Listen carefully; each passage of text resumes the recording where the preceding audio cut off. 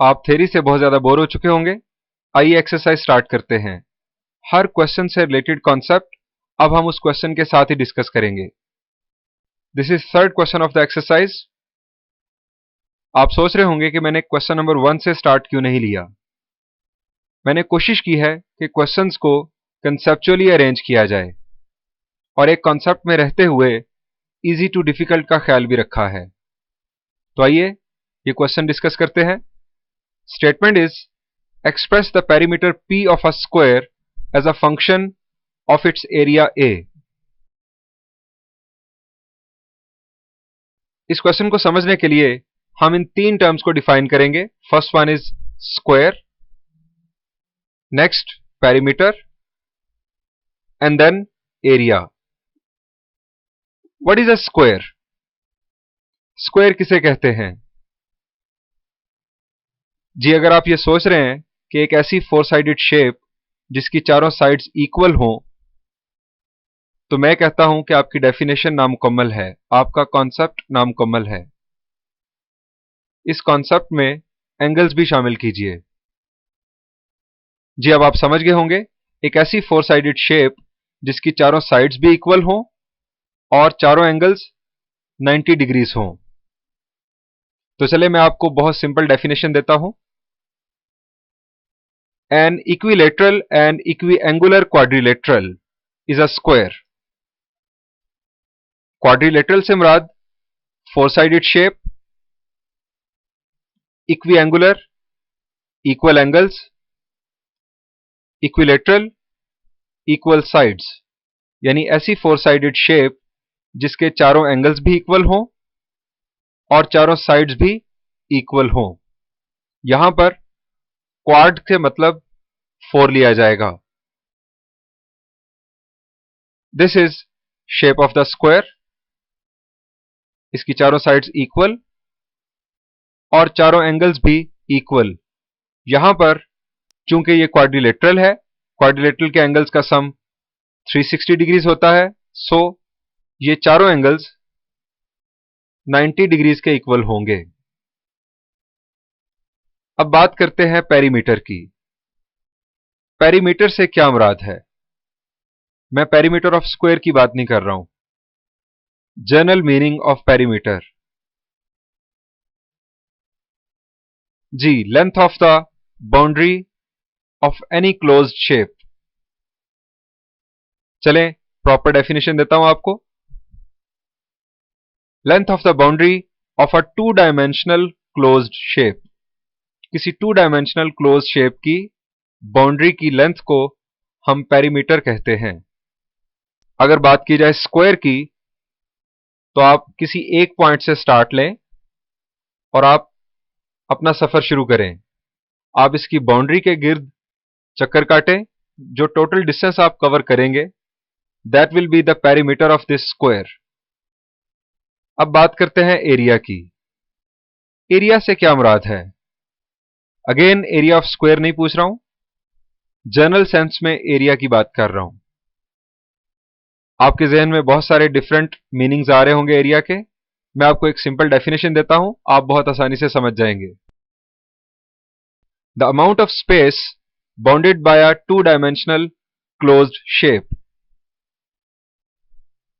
किसी two dimensional closed shape में bound होने वाली जो स्पेस है, उसकी अमाउंट को हम एरिया कहते हैं। अगर हम बात करें स्क्वायर की, तो ये है इस स्क्वायर का एरिया। एरिया कैलकुलेट करने का स्क्वायर के लिए क्या फॉर्मूला है, हम इसके सॉल्यूशन में डिस्कस करेंगे। आइए बढ़ते हैं इस प्रॉब्लम के सॉल्यूशन की तरफ।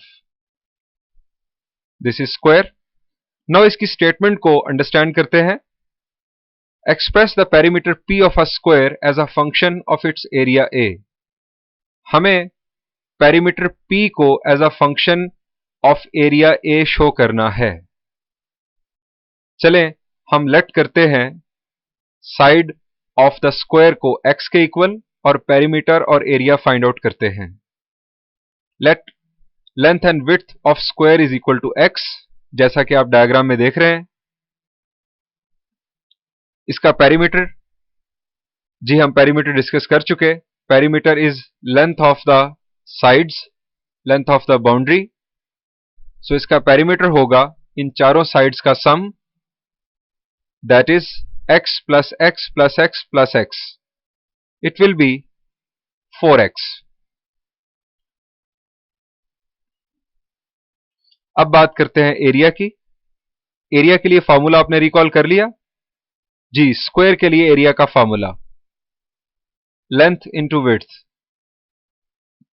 सो area is equal to x into x. यहां पर लेंथ भी x, विड्थ भी x। So area is equal to x square. अब आते हैं वापस स्टेटमेंट की तरफ। हमें एक्सप्रेस करना है पेरीमीटर को as a function of area. यहां पर perimeter as a function of side है, मतलब पेरीमीटर डिपेंड कर रहा है लेंथ ऑफ द साइड पर। यहां पर x नहीं होना चाहिए, एरिया होना चाहिए। Perimeter as a function of area show करना है हमें। अगर आप सेकेंड इक्वेशन को देखें तो इसमें area is depending upon the length of the side, यानी area is a function of side. First equation में x को एलिमिनेट करना है और यहां पर हमें एरिया a को लाना है। अब हमें x की वैल्यू रिक्वायर्ड है, x की एक ऐसी वैल्यू जिसमें हमें a मिल जाए। तो कहां से मिलेगी? जी बिल्कुल आप सही सोच रहे हैं। इक्वेशन 2 से हम x की वैल्यू फाइंड आउट कर सकते हैं। Taking square root on both sides हमें x की वैल्यू मिली स्क्वायर रूट ऑफ a। यहां पर आपको सोचना चाहिए कि हमने नेगेटिव वैल्यू को शामिल क्यों नहीं किया, क्योंकि जब आप स्क्वायर रूट अप्लाई करेंगे तो प्लस माइनस दोनों अपीयर होंगे। तो क्या है इसका आंसर? जी x क्या है? x is length of the side of the square, यानी x लेंथ है जो कि नेगेटिव नहीं हो सकती। हमने नेगेटिव साइन को इग्नोर किया और सिर्फ पॉजिटिव वैल्यू को कंसिडर किया। x की ये वैल्यू हम इक्वेशन 1 में रिप्लेस करेंगे।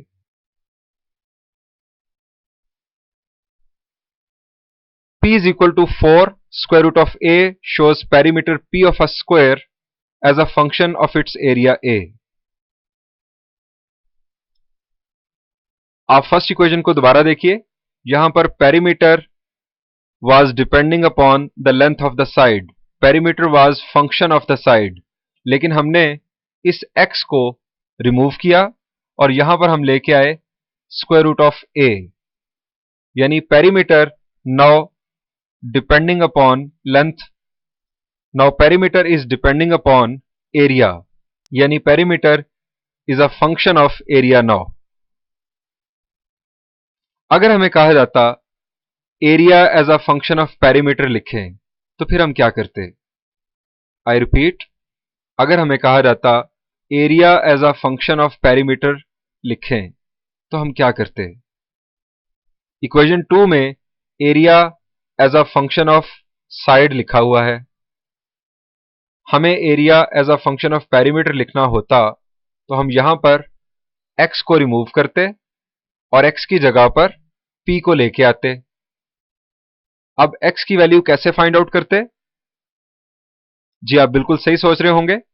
हम इक्वेशन 1 से x की वैल्यू फाइंड आउट करते जो होती p ओवर 4। वो p ओवर 4 हम इक्वेशन 2 में पुट करते, हमें मिलता area as a function of perimeter. Next part की तरफ बढ़ते हैं। Statement is express the volume v of a cube as a function of the area a of its base. यहां पर भी हमें दो टर्म्स को डिफाइन करना पड़ेगा। First one is cube and next is volume. Area हम डिफाइन कर चुके हैं, हम सिर्फ इन दो टर्म्स की बात करेंगे। What is a cube? जी क्यूब की अगर डेफिनेशन आपको याद नहीं तो कोई एग्जांपल सोच लें। जी जैसे ही हम बात करते हैं क्यूब की तो हमारे जहन में आइस क्यूब आता है। मैं आपको बताता चलूं कि यूजुअली घरों में जो हम आइस क्यूब बनाते हैं, मैथमेटिकली स्पीकिंग वो क्यूब नहीं होता। आप क्यूब की डेफिनेशन अभी देखिएगा और फिर जाके घर में उस क्यूब को ऑब्जर्व कीजिएगा। आपको यकीन आ जाएगा कि वो आइस क्यूब मैथमेटिकली क्यूब नहीं है। जी, ये पॉसिबल है कि हम आइस क्यूब ऐसा बनाएं जो वाकई क्यूब हो, लेकिन मैं बात कर रहा हूं आमतौर पर जो क्यूब बनाए जाते हैं जिन्हें हम आइस क्यूब कहते हैं वो मैथमेटिकली क्यूब नहीं होते। क्यूब की कोई और एग्जांपल? जी, क्यूब की परफेक्ट एग्जांपल जो हम गेम खेलते हैं लूडो, उसमें डाई। जी, die is perfect example of cube. जी, चलें क्यूब को डिफाइन करते हैं। A three dimensional object having 6 faces each of which is a square. एक ऐसा थ्री डायमेंशनल ऑब्जेक्ट जिसके 6 फेसेस हों और हर फेस एक स्क्वायर हो। इसके साथ ही हम क्यूबाइड भी डिस्कस कर लेते हैं। What is a cuboid? इसी लैंग्वेज में उसकी डेफिनेशन क्या होगी? वो भी थ्री डायमेंशनल ऑब्जेक्ट है। यहां डिस्कस करने का फायदा ये होगा कि हमें डिफरेंस भी वाजे हो जाएगा। जी, a three dimensional object having 6 faces each of which is a rectangle. अब चूंकि स्क्वायर रेक्टेंगल की एक स्पेशल टाइप है, तो क्यूब क्यूबाइड की एक स्पेशल टाइप है। क्यूबाइड की डिफरेंट एग्जांपल्स रियल लाइफ में आपको बहुत ज्यादा नजर आएंगी। जूस और मिल्क के यूजुअली जो लीटर पैक आजकल आपको दिखाई देते हैं, दे आर ऑल क्यूबाइड्स। जूतों की पैकिंग, कंप्यूटर एसेसरीज की डिफरेंट पैकिंग्स आपको क्यूबाइड शेप में दिखाई देंगी। अब बात करते हैं वॉल्यूम की। What is volume? General sense में वॉल्यूम की बात कर रहा हूं, वॉल्यूम ऑफ क्यूब की बात नहीं कर रहा हूं। चलें, वॉल्यूम को डिफाइन करना आपके लिए थोड़ा मुश्किल होगा। मैं आपको एक सिंपल सी डेफिनेशन देता हूं, या मैं आपको रेफरेंस देता हूं एरिया की डेफिनेशन के हवाले से।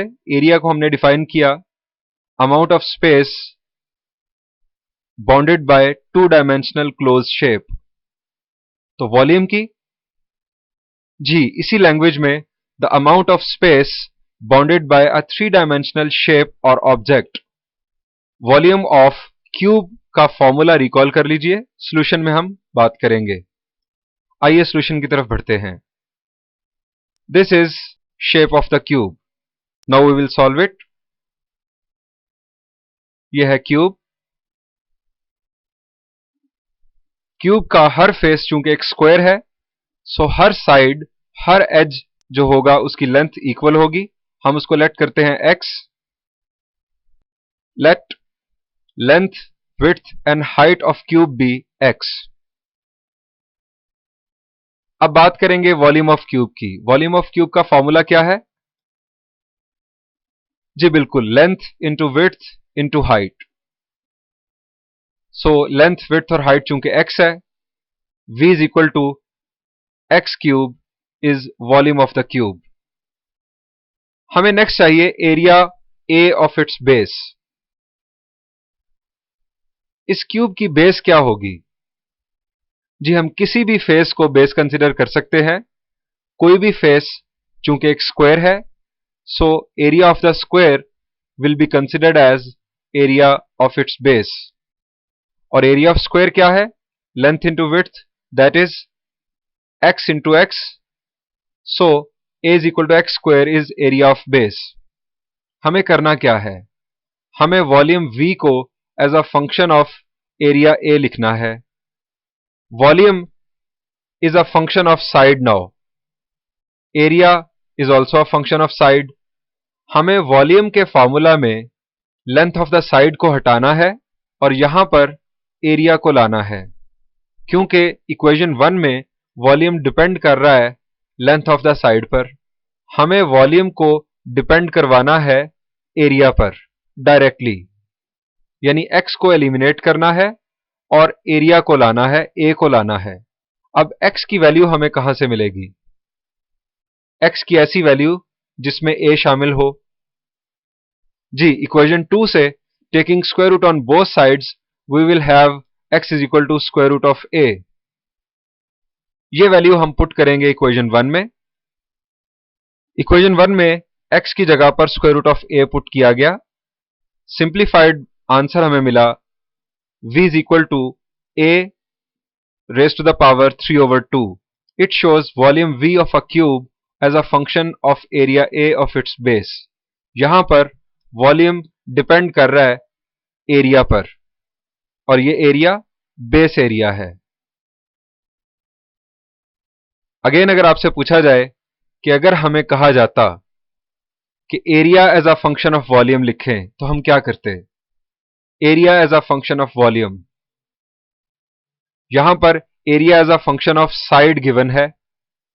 हम इस साइड को x को एलिमिनेट करते और यहां पर v लेके आते। इक्वेशन 1 से x की वैल्यू यहां लाकर पुट करते। नेक्स्ट पार्ट की तरफ बढ़ते हैं। Express the area a of a circle as a function of its circumference c। This is a circle, let r be the radius of circle. This is center and this is radius. बात करते हैं area of circle की।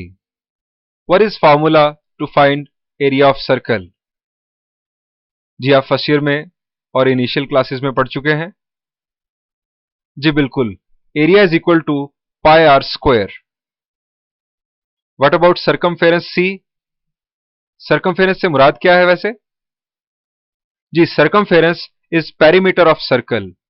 Circle के लिए perimeter को एक खास नाम दे दिया गया, दैट इज सर्कमफेरेंस। है ये भी पेरीमीटर ही।